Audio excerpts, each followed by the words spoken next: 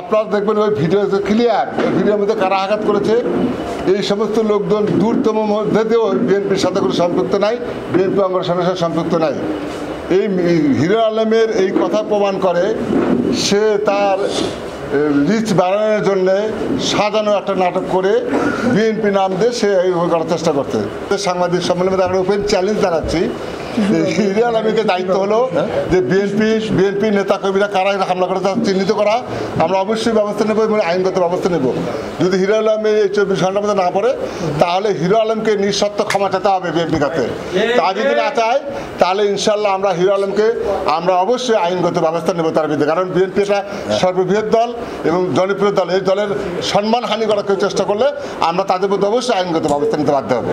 Hero Alam উপরে যারা এই ঘটনা ঘটেছে তাদের সেজন্য তীব্র নিন্দা জানাচ্ছি।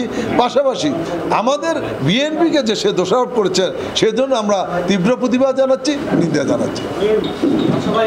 সাংবাদিক একটা কথা বলি এখানে, সেটা হলো যে সরকারের এমপির বিরুদ্ধে মামলা করতে গেছে। আমার কাছে একটা তথ্য আছে, ওকে মারতে যে সে একজন মানে আইনজীবী সহকারী, মানে মহুরি আর কি, মহুরি।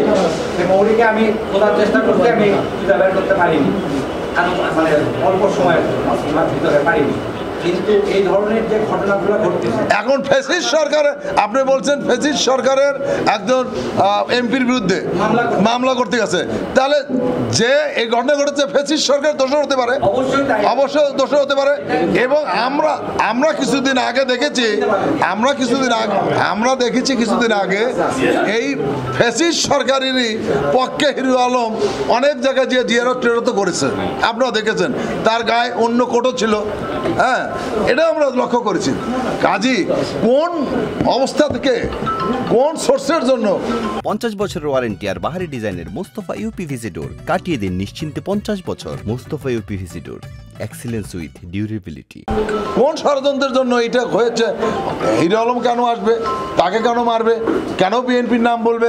আমার কাছে তো মনে হচ্ছে এটা পুরো একটা পরিকল্পনা, ছক অনুযায়ী কাজ করেছে বিএনপির ভাবমূর্তিকে ক্ষুণ্ণ করার জন্য। সেই জন্য আমরা বলছি, আমরা এর তীব্র প্রতিবাদ জানাচ্ছি কেন হিরো আলম অন্যায়ভাবে বিএনপির নাম এখানে ব্যবহার করেছে সেই জন্য।